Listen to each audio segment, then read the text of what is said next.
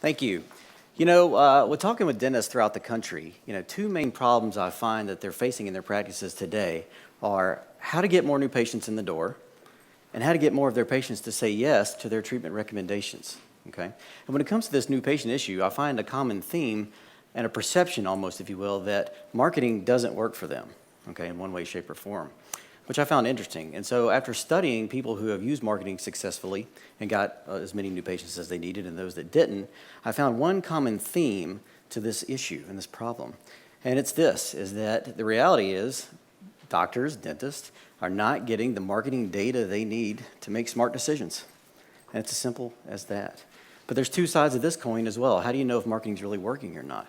Well, first and foremost, it's this. Are the advertisements actually bringing in enough quality and quantity of new patients to justify the expense, right? Are we getting a positive ROI for what we're spending on? But there's this whole other piece that nobody's really talking about or really understands, and it's something that I call lost opportunity, right? Something there under the surface, right, that's costing them new patients every day, even today. And what that lost opportunity is this, okay? Number one, it's missed calls. If you survey dentists today and ask them, do you answer all your new patient phone calls? I bet we'd almost get 100% of them said, oh yeah, I feel like we're answering all of our phone calls, okay? Well, the reality is by tracking it, and we track over 1,400 doctors and dentists throughout the US, Canada, and Australia, the reality is they're not answering 33% of their marketing-based phone calls. So new patients are calling and they're not even picking up, okay?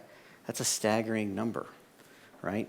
On the flip side of that, guess what else? Lost opportunity number two. If they do answer the phone, do they make an appointment or not? Well, going back to the data, what we're tracking, the average office is only converting 34% of those calls into appointments. So what does that mean? Well, run the math, right? If I had 100 potential new patients that called last month, and I didn't answer a third of the phone calls, I only converted 34% of the calls that we did talk to, right? That means 77% of those calls are that lost opportunity that I'm telling you about, okay, that we didn't answer and we didn't convert for one reason or another, okay? And if you think about an average patient being worth about $1,000 in the first year alone, they're losing hundreds of thousands of dollars a year. And again, they don't even see it. The good news about this is that it can be fixed, right? With proper tracking, getting the data they need, with unique solutions I've kind of created to help this missed call issue, better phone training to help get more patients in the door, okay? Doctors can get more new patients tomorrow without having to spend more money on marketing. In my own practices, it was a big need. I used it to decrease my no-show or my lost opportunities to where our missed calls went from 55%, so I was really bad, okay, down to less than 5%. Staff conversions were 24%. I got them up to 86%. Big difference. My new patient numbers went from 60 a month to last year I averaged 300 a month.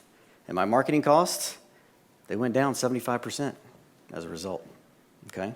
So now that we can get patients in the door, how do we get more to say yes to our treatment recommendations, right? To the questions we're gonna ask of them, the requests we're gonna make.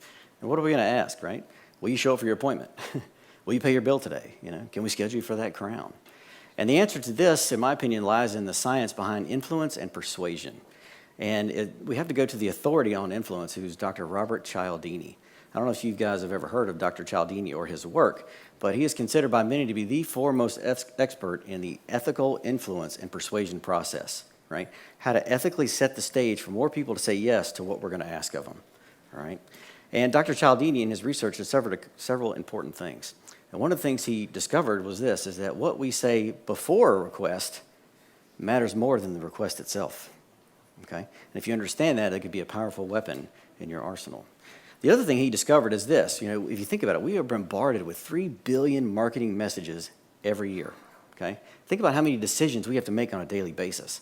1,000, 2,000, right? We're overloaded. And as a result, our brain has been forced to create these little shortcuts, okay, in the decision-making process. They're like these little automated mental triggers that when engaged, automatically, more than likely, lead to a yes, okay? And so what Dr. Cialdini did was he discovered 6 key principles of influence that affect these triggers or shortcuts. And the first one is called reciprocity. A lot of people have heard of this, right? When someone gives you a gift of value, what do we feel the need to do? We give back, right? Exactly. Liking is the other principle, okay? Which basically means we like to do business with people we like, right? Consensus or social proof is the third principle, which means in the absence of understanding what to do in this situation, we look to others around us to show us what we should be doing. Okay? The authority principle, okay, in the absence of understanding what a topic, material, subject matter is, what do? We look to credible authorities to tell us what we should be doing in this situation. Okay? Consistency, which basically means if someone makes a commitment about something, if they take a stand on something, right, there's a lot of external and internal pressure on them to stay consistent with that stand and commitment they made, which means it's very likely they're going to follow through with it. Now, the consistency principle is interesting because it's the number one thing I find in dentistry that we do a very poor job of. We do not get enough commitments out of our patients. And guess what? And we wonder why they don't show up for their appointments, they don't pay their bills, and they're not calling back to schedule for their treatment. Okay? The last principle, okay, it's called scarcity, right? When resources are limited, suddenly we want it more, okay? And I've had the benefit this last 3 years of studying under Dr. Cialdini and the honor of being awarded a certified trainer in his method of influence. So I am licensed to speak on his behalf and train dentists on the persuasion and ethical influence process. And so one last thing I want to leave you with before I go is this. Remember that in the influence process, because it's based in science, right? Because it's tested, it's proven, that means anyone can learn to be more persuasive and have more influence. The second thing I want to leave you with is lost opportunity, okay? Right? It was there hiding under the surface the whole time, right? It's there, it's affecting these practices, and they don't even see it. But if they have the data they need to tap into this lost opportunity, guess what? They're going to get more new patients tomorrow, and if they understand Cialdini's principles, they're going to get more of them to say yes. Thank you.